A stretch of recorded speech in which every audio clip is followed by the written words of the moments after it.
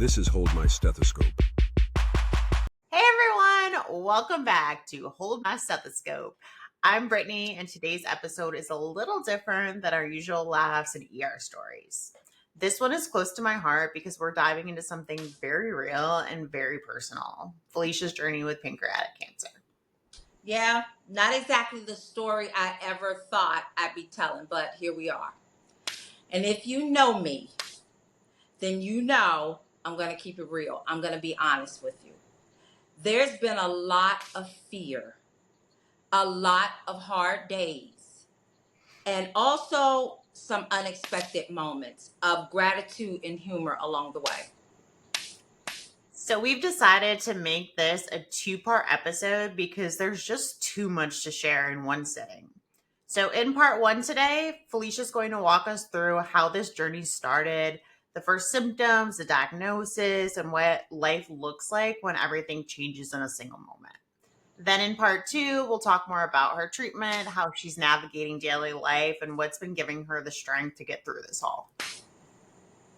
Yes, and of course, even in the middle of something like this, heavy, we'll find that moments that we try and make ourselves laugh just to feel better about it. Because honestly, laughter has been part of what keeps me going.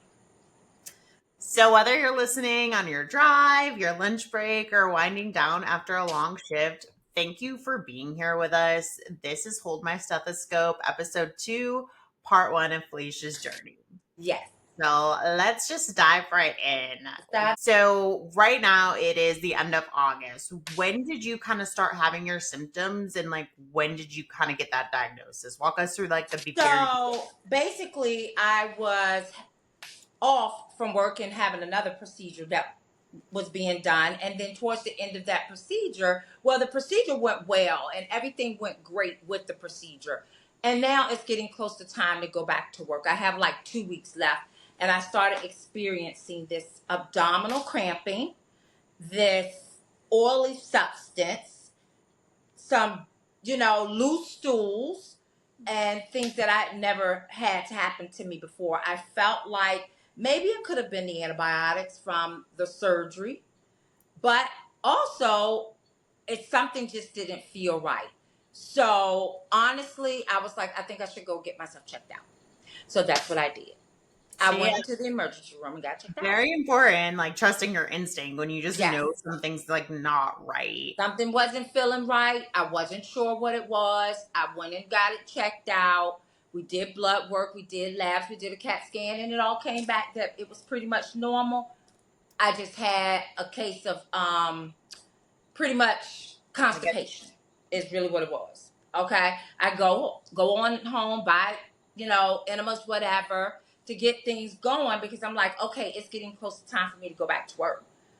And I initiate that whole process, but instead of getting better, I started getting worse. So I went back to the emergency room. And I asked one of my docs if they wouldn't mind ordering a CAT scan with contrast, IV and oral, because the very first one was done with no contrast, which didn't pick up anything. But the second one, because I asked for contrast, I also asked that it light my belly up. I need to know what's going on because I knew something wasn't right. So trusting your instincts is so important when it comes to your body. Your body's like a temple. It is letting you know when something's wrong and you need to listen to it. And I you're did just also that. like pretty thin. Like you're very like petite, like very Mm-hmm. thin. So I think, the oral contrast was really able to like you said, light up things that the IV contrast wasn't able to. Basically, the IV contrast was able to light things up. And then when the doctor came back in and spoke with me, I knew something wasn't right because he continued to proceed with, your CAT scan results are back and it shows that you have a mass on your pancreas. Something I never expected. I don't drink, never have, don't smoke, take excellent care of my body, but something wasn't right because the weight was falling off excessively. So even though people were like, you're losing a lot of weight, never once did it occur to me that it could be that at all. So that was the surprise of my life. That was the beginning to the chapter of this book. It's crazy. Is And being told that you have a mass on your pancreas, the head of your pancreas.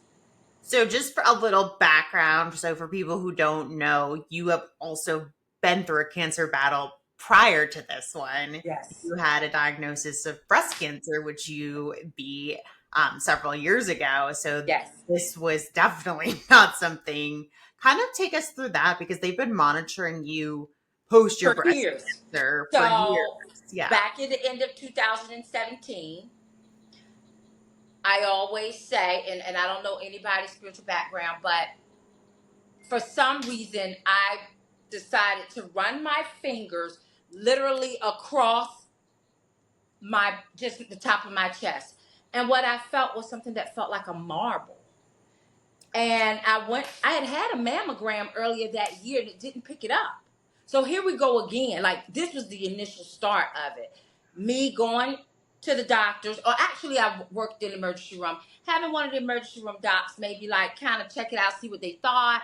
They weren't too sure. And because I worked for plastics, I knew, because I had implants, that they rotated. And sometimes they'll rotate around and they feel like something harder is in there. But when I went to work with the plastic surgeon, I asked him if he wouldn't mind checking them out at the end of the day because I felt something that felt marble-like. And he said, absolutely, Felicia. And he did. And he felt like it was maybe the implants rotating. I proceeded to ask him, do you mind just giving me a script so that I can go get it checked out? And lo and behold, exactly the spot that I found was cancerous.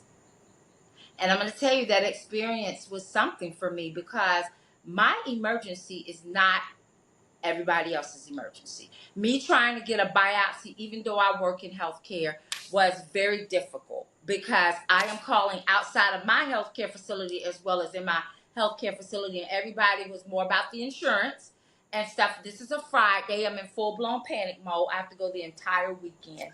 And then here come Monday where I'm at work, but I can't function. So I literally went across to the breast center, went to the desk. They didn't seem like they could help me. And I just walked away from them into this door.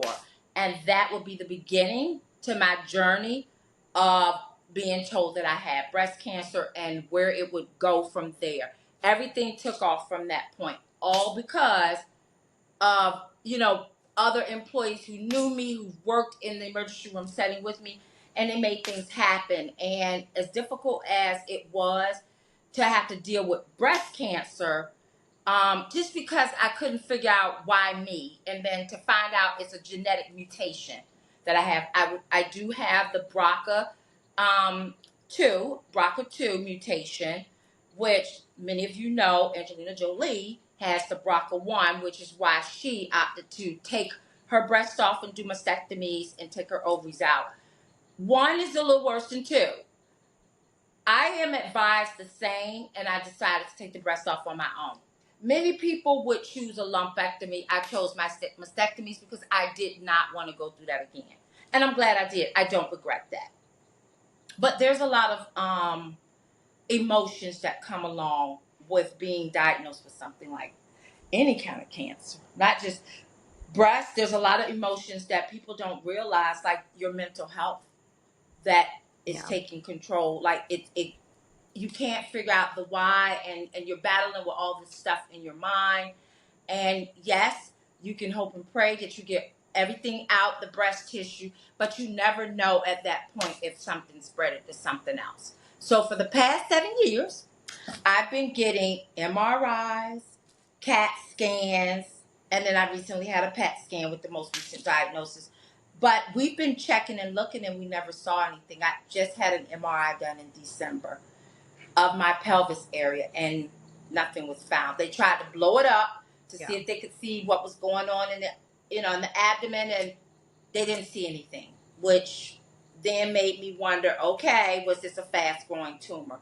Because 2 weeks, like I said before I went back to work, was when I dealt with the symptoms of what I'm dealing with right now. It's crazy, yeah, because I remember like you had that like your numbers were a little elevated, but they're always a little elevated, but you still had like the full kind of checkup and making sure it wasn't like anything in your ovaries or your pelvis and like everything Nope. was good. I mean, they would do that CA, 125, and for some reason mine's always show elevated. But when they would do like the CAT scan or ultrasound, Hmm. they would be like, you can't even really see these ovaries, whatever, like that. So nothing was ever come. We just were keeping an eye on it. I can't get mammograms anymore because I decided to do mastectomies, but we still do CAT scans of my body to see if anything is spread. Because if any of you know, for some reason, when it comes to cancer, I don't care if it's breast, I don't care if it's pancreas, like I'm dealing with, it likes to go to the liver. I don't know what it is, but that's when they really start watching like your liver, which is the reason why I opted to not put fat graft in my breast, because if I have cancer cells that are active and you found it this time around with my breast, then I say, yeah, take some fat out of an area of my body or whatever at the time and put them there. I'm putting myself again at risk of dealing with breast cancer again. And it was just something I didn't want to deal with. I was really hoping and praying I never had to deal with it again. But with, not just breast cancer, any kind of cancer. But we're here again. But like I think And that's like part of it too, is because you having a reproductive type of cancer before, like I don't think it was quite on anybody's radar to be like, oh, it she wasn't. had cancer of a different kind of like No. organ. Organ in the digestive system. Like Yeah. nothing about, BRCA is what they say gave it to me and will also help me. But these are not the things that the oncologists really look at. The main focus has been breast and ovaries. Breast and ovaries. Yeah. Bypassing any organs in the middle section. Yeah. Because that's just what the literature shows. So, no fault of theirs. It's just kind of one of those things that I'm grateful that I have enough experience due to like our ER background Yeah. to say, hey, I think we need to do a CAT scan with contrast, because the one without contrast simply just showed that I was constipated. And here I am dealing with all these different symptoms and something just didn't feel right, which is what made me push the envelope. So if I could ever give any advice, trust your body that it is telling you something is going on. And it's up to you to stand your ground to say some additional testing needs to be done, even if you don't know what that testing is. Like something's going on. I need you to dig deeper. Don't take no for an answer, which I didn't have to go through that, but it's because of my background. So because I knew, because I've worked closely with them, is how I was able to get things done and things moved along up until a point of today, just a whole nother, Yeah. chapter We're being, getting there. We're getting we'll get there. there. Yes. So let's go back to when, the doctor came in and was like, you have a mass on your pancreas. Like, what Yes. went through your head at that time? So what went through my head was, I'm going to die. And that was to be honest.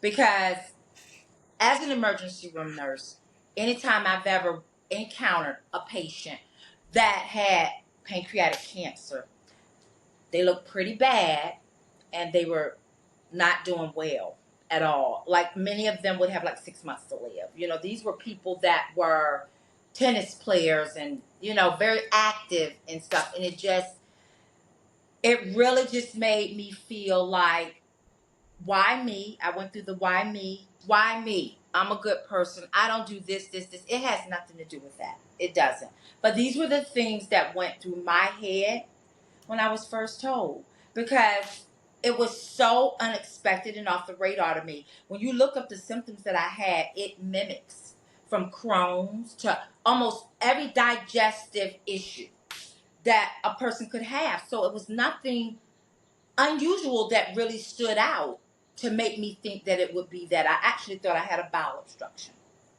And all I could think about was, oh my God, who's going to put my NG tube in? That's how I was thinking. I don't want an NG tube.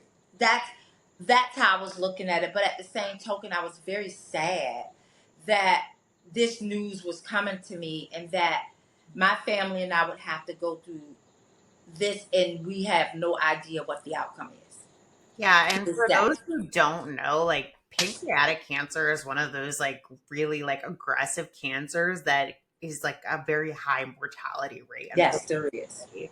So like getting a diagnosis as a medical professional of pancreatic cancer, like I can't imagine because I've Right. been here with you on your journey, but like having that happen to myself, like I can imagine you just being like, what is happening? I Like did. I I didn't know what was going on. It was in the middle of the night. I needed to get my daughter back home. I didn't want to upset her. So I just told her they needed to keep me overnight and run additional testing. But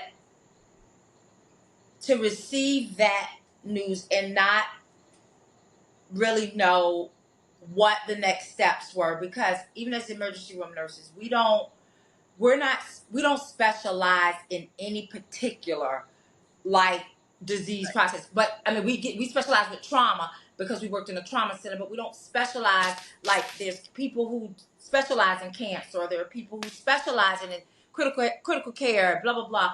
We're a little mixture here, so we would treat someone's symptoms that would come in, but I couldn't give them details about pancreatic cancer, and that's really where I was with this whole thing. Like, what does this mean? Like, oh my God, like, I can't believe this. And that was the beginning of a journey that would take me to today. Um, but I can't tell you that I would not be, I really don't feel like I would be in this headspace today without the love and support of my fellow team members, co-workers, friends, family, lots of support, and staying positive throughout. And don't get me wrong, I'm going to keep it real. I've had my circle in the drain days, but I have more positive than I have negative days because of the support and love that I have.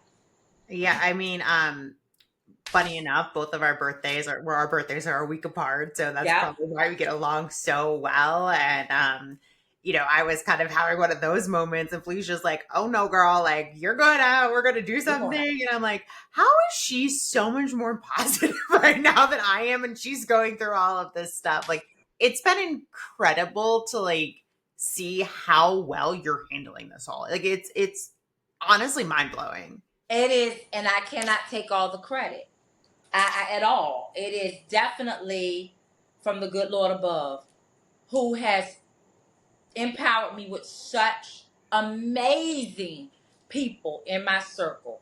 You know, it's people I've known for years, but maybe we haven't talked in a while. Those people have come because life gets in the way, whatever.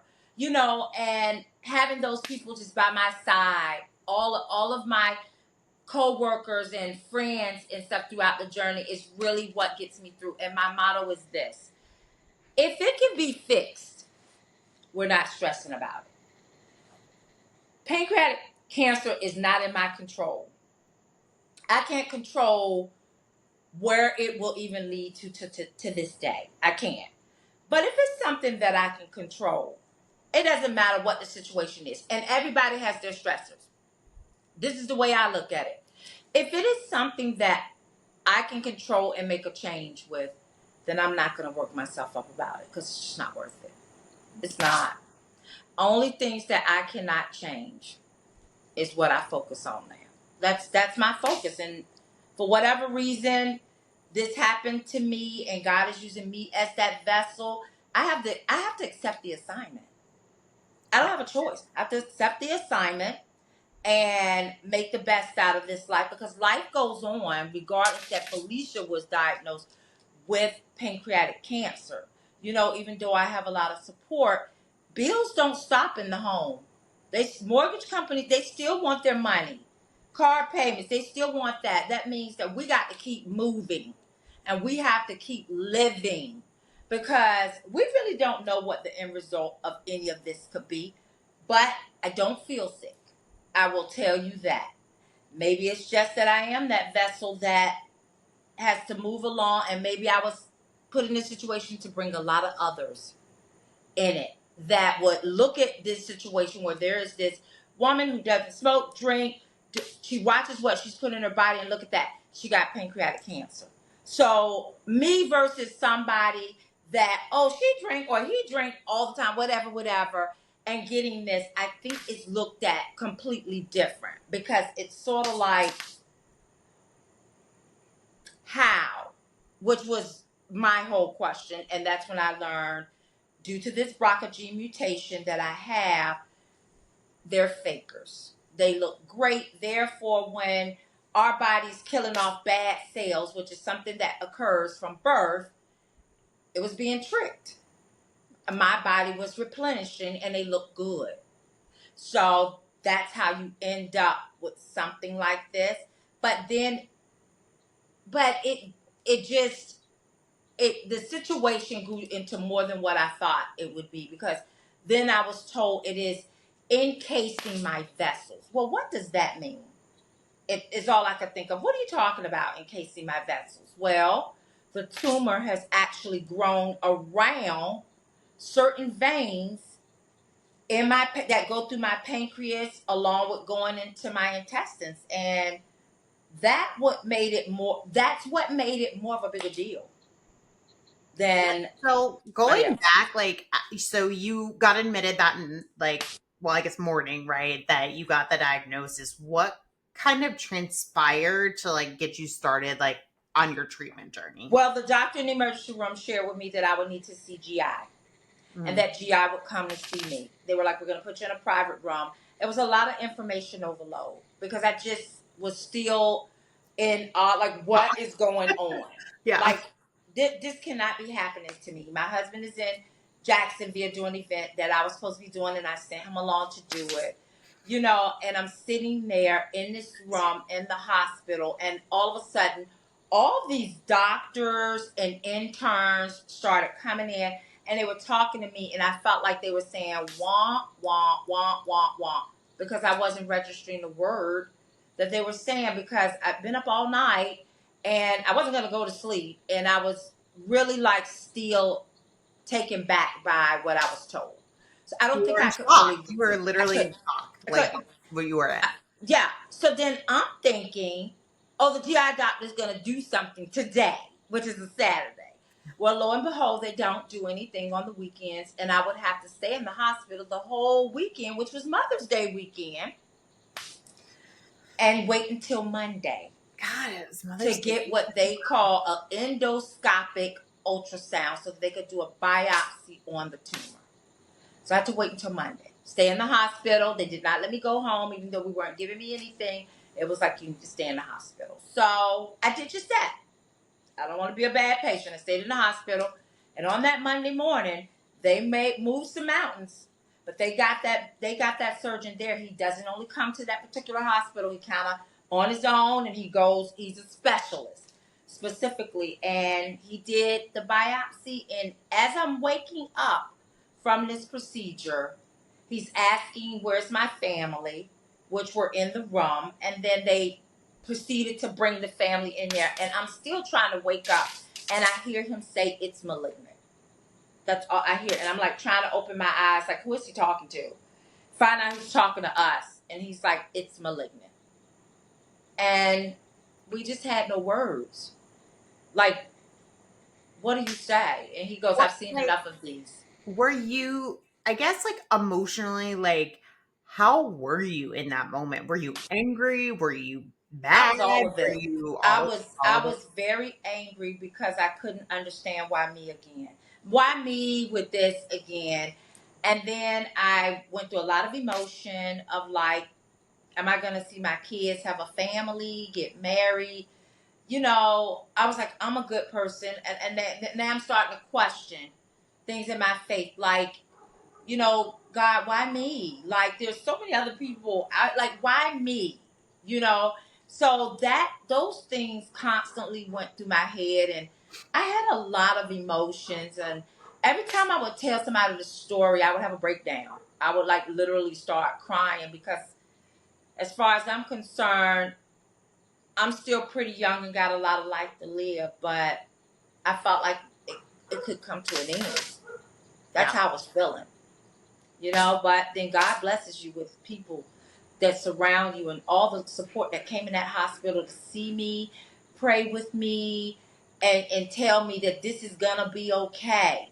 And even though at that time I couldn't believe those words, I just had to trust that God has me and everybody that He puts in my path, from physicians that will be caring for me and doing stuff, we're going to do exactly what was needed for me. And that's when my whole behavior changed. The day he told me, I was pretty salty. I have to be real. I was just kind of like, this is just horrible, and I'm never going to see like all this stuff. I'm thinking about my mom, I'm thinking about my brother, I'm thinking about my family, my kids, everything about it, and why my world turned upside down. That's how I felt. I mean, I can And imagine you being like completely like questioning your faith, right? Like just yeah, being like, like why me? Why me, God? And like why me? it's been amazing like seeing firsthand just how your mindset and like has changed, but not only that, how God has used you as a vessel to Yep. just like Bring in literally spread others. so much positivity, so much Right. love, so much like grace, and really is just like bringing people together, like, and being able to like truly like praise him for blessings that are coming even though you're going through this. Like there is still so much blessings that are happening in spite of you having cancer. Like Let it's me just tell it's you, been I've been crazy. living my best life. Yeah, literally. I've literally been living Literally. my best life. Hate to say it because this is what's going on, I but know. I'm straight living. Like I tell everybody, if there's somewhere you need me or want me to be, set it up and tell me where to be. Don't ask me into looking into anything. You tell me what's gonna happen, and this is what we do. So, so honestly, I have to continue to live life this way. Like enjoying life, getting out there with others, and just having fun. Like You it's know? like that one, like the Tim McGraw song, like "Live Like You're Dying." Yes. Like I feel like you're embodying that right now, and I feel like your faith, your family, your circle of support, like they're all like so strong that And like involved. Like there is I can't no even explain way it. you're I'm not going to win this overjoyed and battle. overwhelmed with it because the I can't say it enough. The love, the support. But people have taken this on in a way that I can't even really explain it. Like I don't know if it's affecting them because maybe there was a relative that, they weren't really there or wanted to be there for. Or what is it that God drew all these people to me? Like it's just unbelievable. And the changes that I'm seeing in people that I've known over the years because of this diagnosis is it's wild. It is insane, but it just goes to show when God is in control, and Yep. He knows who to bring in the circle, and it's a lot of times people that are questioning their faith. A lot of the people that have been in my circle have actually been questioning their own faith, and they've come out and told me that. Until this happened to me, and them watching the transition and how Amazing. the doctors, three different doctors, are looking at my CAT scan and saying, I don't understand why you're not jaundiced. For anybody who doesn't know what that is, means that in the sclera of your eyes, they're yellow. Like you look yellow, your skin looks yellow. Because honestly, my bile duct was becoming occluded and it was affecting even my gallbladder, which was starting to become inflamed. So now you're talking about two additional organs that nobody's planning anything with, yet is being affected by this tumor, which then entail I was immediately set up for a stent to be placed in that bile. And I'm gonna be honest with you, and this is where I kind of have to laugh about it. Every time they would say, I don't understand why you're not jaundiced, I would say, that's because the good Lord knew that I cannot wake up and be yellow. Like, it is no way that I would be able to function like that. So he's like, I gotta keep her looking as normal as possible while she's going through this. I'm here to tell you, I am convinced of that. You can't tell me otherwise, because those doctors are specialists and they all said you should be jaundiced. Didn't make sense. It is crazy. So, at some point, like probably on our either YouTube page or Instagram or wherever, we'll put like pictures of Felicia's like Yes, scan on there so you can see it. But like her whole like it's very common like with your pancreas and all like where it's located. Um, her common bile duct, which is how a lot of your bile gets into the stomach to be able to produce it, was pretty much completely blocked because the tumor yes, was basically like pushing in on it. So yes. they were like concerned that they were going to have to take your gallbladder out and how they were going to try to do all of this stuff. And like it just all kind of came together. And It you're right. did. Like your numbers were like your numbers though, like still looked good, right? If I remember So correctly. my lab work, that's another thing, people. My lab work does not match with my CAT scans. Yeah. So my lab work looks amazing. My Billy Rubin, which deals with your liver, it was normal. My CA19-9, which is the marker that says you have pancreatic cancer, is normal. Never has it been out of whack. So looking at my blood work and then looking at my CAT scan, you would think you were looking at two different people. And this is what makes this diagnosis dealing with me something completely Oh, like different than what anybody else would deal with, because nobody understood it. Nobody understands it to this day. Why does your blood work look like that, but her CAT scan shows something different? yeah.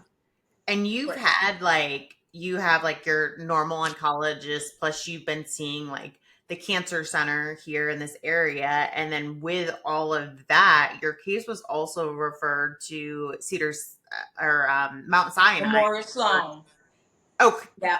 yeah, in New York Memorial City. Sloan So Kettering. kind of like walk us through how that whole thing Okay, is going. so my medical oncologist has been my medical oncologist through the breast surgery. So he's almost like that primary for oncologists for me.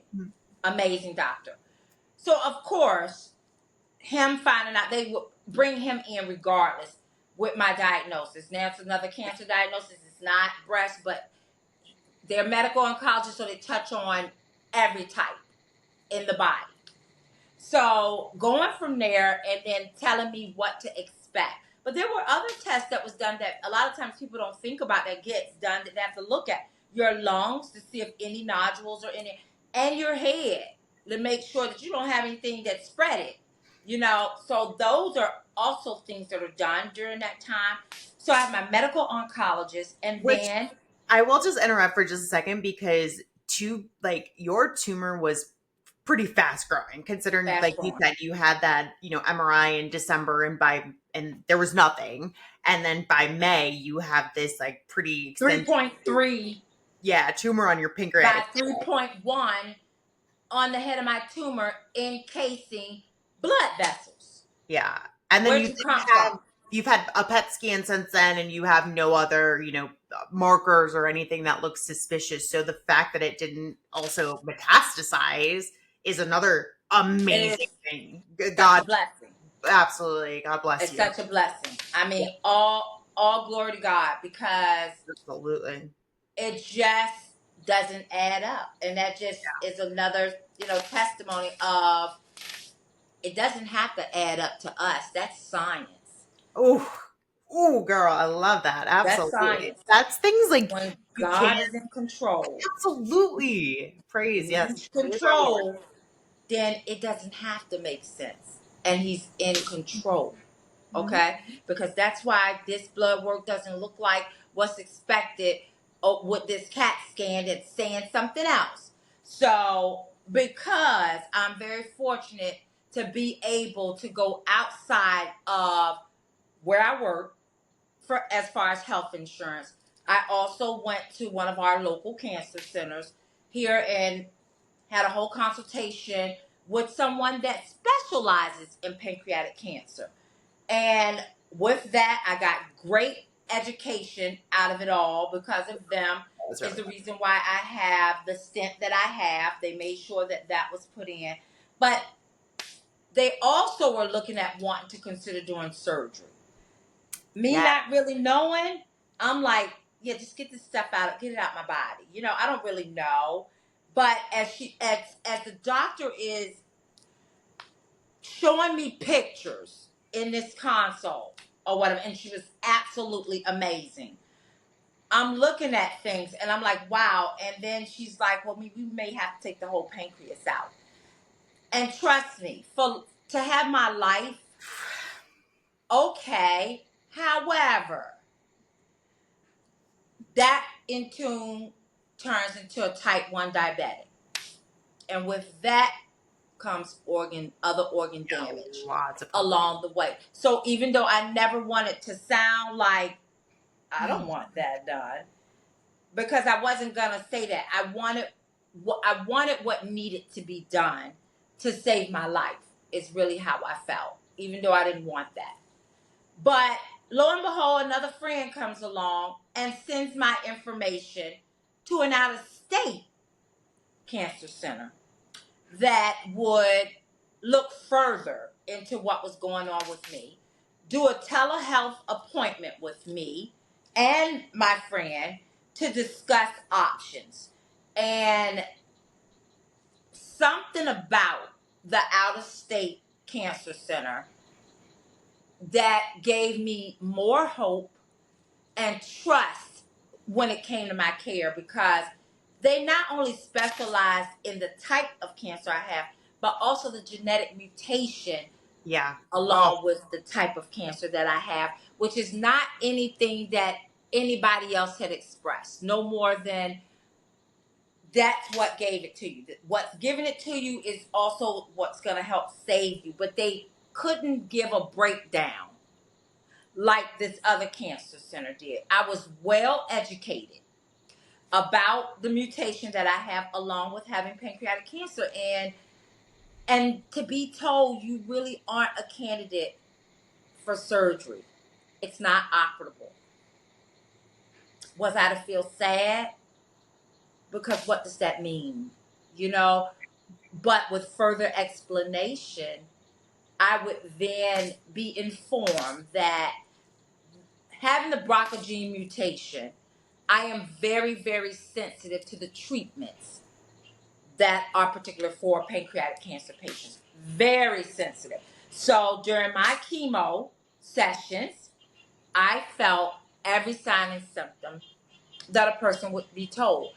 The upside of that means that it is doing something to the tumor, which is what we want, shrinkage, right? So Moffitt had, which is another cancer center here in Tampa, Florida, they actually did a CAT scan early on that will reveal higher numbers than what I was told initially. yeah. For It was some a reason, I didn't know that. It was a higher It's resolution. a way higher Right? resolution because it's a 3 slicer Yeah. type of CAT scan that's really geared more towards Hmm. those with pancreatic cancer. Yeah. Who would know? Who would know? So they did a repeat after my 5th treatment that would reveal such a shrinkage that it was almost in half. So to me, it pays off to feel those symptoms during chemo, because at the end of it, we have shrinkage, Yeah. which is definitely what we want. So let's go back to the timeline for a second. So you got the diagnosis. How long after the diagnosis did you get like the stent and everything like that? So I received the diagnosis on May 12th. Mhm. Yes, it was Mother's Day weekend. Um, from that point, things moved pretty They did. fast. Yeah. I would say the following week, I was sent to get a stent, and by the grace of God, and I don't even know, this woman doesn't know me that well at the local cancer center here at Moffitt, but whatever kind of like relationship she had things expedited for me, because I was told higher ups want you to be put on the schedule. This is on a Friday. Want me to put you to be put on the schedule for Monday, it's the following Monday, for a stent. So that was probably it was right before my treatment started. So May 12th, and then I want to say a couple weeks in, I You had already actually had, had the stent placed. and And then by my that time chemo started. you had the consultation with Mop at the cancer center here, and Which then is when she drew the picture and told me we could look at taking out the pancreas, the whole thing. But then not long after this CAT scan yeah, that they did at Moffitt that showed a much bigger resolution or whatever of the tumor, yeah, they meet with the committee, and the committee decides on what the best care treatment is for you.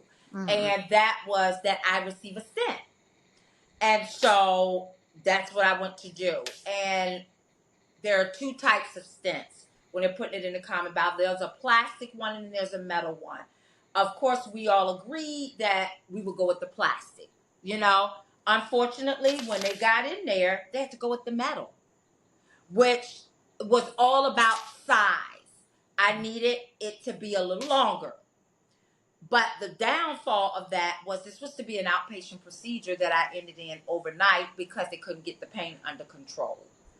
And those are the things that you dealing with extra, that makes you more emotional with all of this. Like now you're getting stents, you're getting things that you're like, oh my God, and everything is happening so fast. yeah. Because then you got like your port, and you started chemo within what, 2 weeks? My port was done. I got out of the hospital on May 14th because I was due to be back to work. My port was put in that Friday, the 16th, So because they moved less mountains. than a week of having your diagnosis. So, no, in the same week of having Yeah. my diagnosis. And then you started chemo, So, what, a week and a half after that, or two and weeks then after? and then I started chemo June 3rd. And every 2 weeks since June 3rd, I have been getting an aggressive, Fulphanox is the name of it, 4 chemotherapy medication specifically for the digestive system. It is not just for pancreatic cancer. People with colon cancer does this one, liver cancer, but it's aggressive. So you do about 8 hours, and getting the treatment, but then you're not done. You go home for 48 additional hours with a pump hooked up to your port, and you're still receiving chemo medication. So Yeah. it's a lot, meaning that you're still feeling those symptoms throughout for 48 hours, and it can be pretty rough. So how The was your fatigue. first chemo? Like, how did your first, like, the June 3rd, like, you had that first chemo. How did that experience go? So that one was, at the time my body was able to fight it, so it wasn't bad. It wasn't bad at all. The only downfall and no fault of hers was that they forgot to turn on the pump. I forgot Me about being the nurse that I am and checking things out in the bag is how I noticed that the pump was never started. But you know what? She was so kind. Like, it happens. Nothing about all was that. I upset. I was not at all bothered by it. But of course, they have to then call the doctor. Oh, let them know that I've been delayed one day. Kind of push things back by a day. To me, it was no big deal. First treatment, I made it through no problems. Didn't really have the symptoms, but my body was able to, at that time, still kind of fight it off. So the first treatment, And during your besides first the delay, treatment, fine. you, like, while you're actually there, you get the 3 of the medications, and then you go home with the 4th medication that runs for 48 hours. Then you have to come back, get it Which I discontinued. call the mother load because it's the Yeah. 5FU. And that's what it's doing, effing you. Okay? Yeah. It's the mother load. So, And then but you I, did. I managed that one. But then you would get, within 24 hours, an injection to help Mm-hmm. replenish your white blood cells, because things with chemo can lower white blood cells, and you can get infection, you become neutropenic. For those who don't know that, like, just very, like, easily to get things. You have to watch getting flowers, and being around people that could possibly have something going on. You got to really watch out. But Yeah, for for sure. some reason, that injection The first was one? a lot on me. The The first one or fatigue, everyone? every one of them. I don't get them anymore. I stopped getting them after the third one. Got it. So I've been just allowing my body to. So, because the thing is, it's almost like a vaccine. It's putting it into your body. So my numbers were steady rising, like I had an infection, but I didn't. But my body couldn't really fight it off because of the poison from the chemo. So I was like, I feel horrible. I would be so fatigued. I felt like lead was on me and I couldn't even get up. Like, I was absolutely miserable. But that's why it's important that you speak with your doctors, because not everything is beneficial for everyone. So Yeah. sometimes they have to change dosages of the chemo meds or stop certain things. And that particular injection was just something that I couldn't handle. My body couldn't handle it. So I, And you I did haven't about ended up three and then really I like didn't do it anymore. needing it, I guess, right? Like, My so numbers like have stayed fine because remember that I am the girl with the crazy lab work, you are. but the CAT scan shows something absolutely out of control. So you really can't, it's almost like you can't trust my numbers. I mean, I don't know if you can look at me and trust me like that anyway, because it's like people constantly say, you don't look like you have it. And I know what they mean by that, Yeah. because I know what I've always looked at when people have pancreatic cancer. So they're not saying it to be any other type of way than really that's it. You don't look like you have pancreatic cancer. And Yeah. I'm very grateful for that. Phenomenally. I'm very grateful for that. So with your chemo treatments, did kind of like the week on and then you get a week off from Oh, chemo and then you go back, right? right, right. How were your subsequent treatments? Because you kind of were alluding earlier, and then obviously I know personally, like you struggled with a lot of like side effects during and after So your during the week of chemo would be very tough for me, meaning that the week off from chemo, for the most part, I would start feeling like myself again, as long as I wasn't getting the injection. Now, when I was receiving the injection, which you have to know occurred 3 treatments, even the second week, I felt like I can't do it. Like, I'm so fatigued. I'm starting to feel this numbness and tingling in my fingers and stuff. And I'm like, this is worse than having the cancer. It's all I can think of. I have to be honest, I was never an advocate for chemotherapy. I didn't do chemotherapy with my breast because it was more of a hormonal issue, and it was like I decided to take them off. So chemo wasn't going to benefit me anyway, even though they tried to push it simply because I had a BRCA mutation.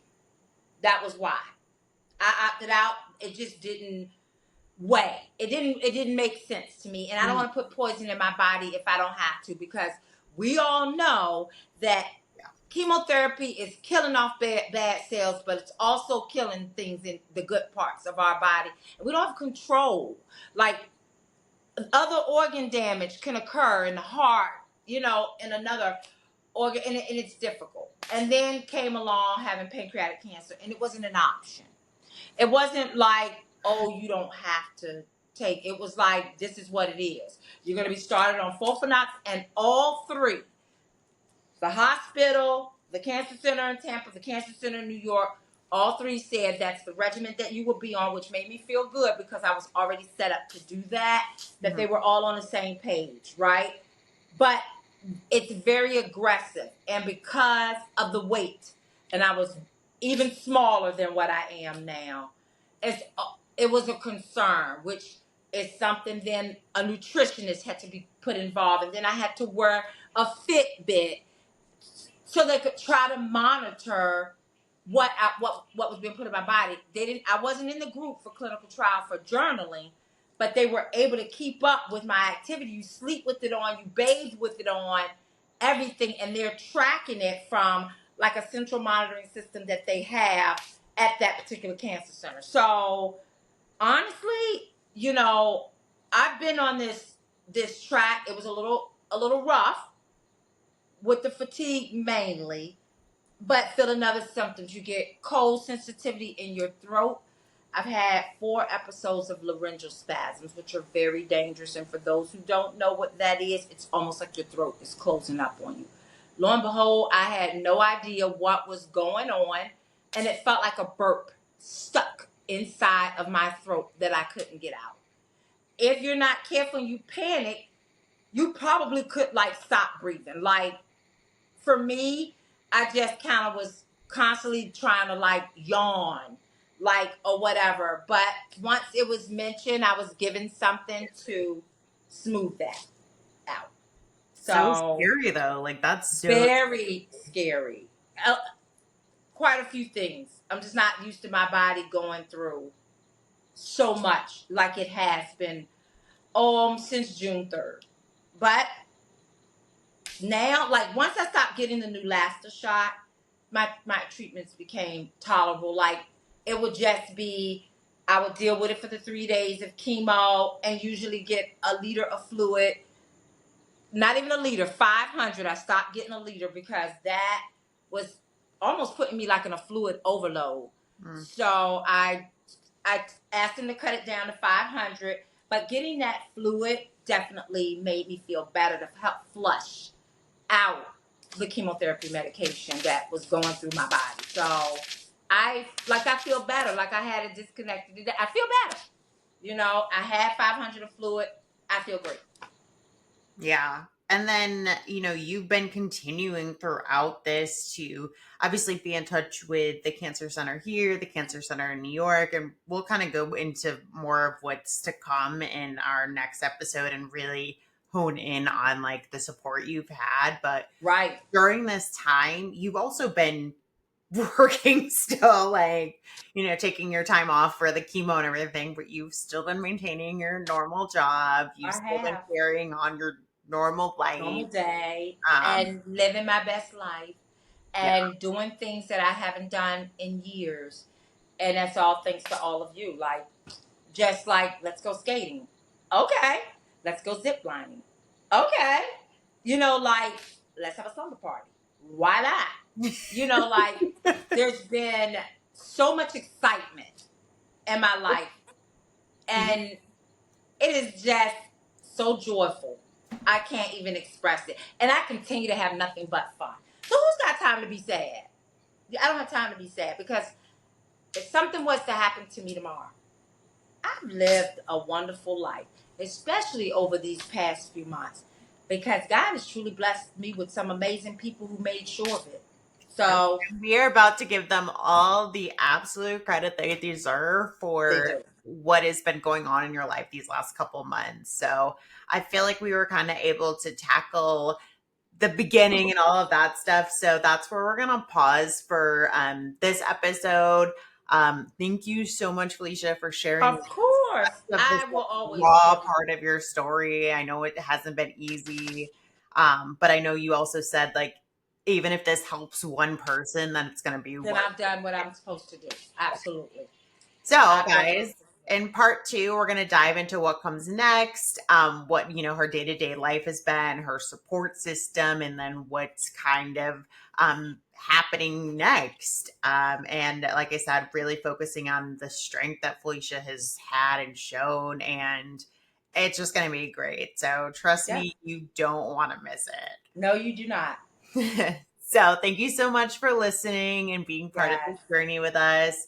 This has been Hold My Stethoscope, episode 2, part 1. We'll see you back as we continue this talk in part 2. Yes.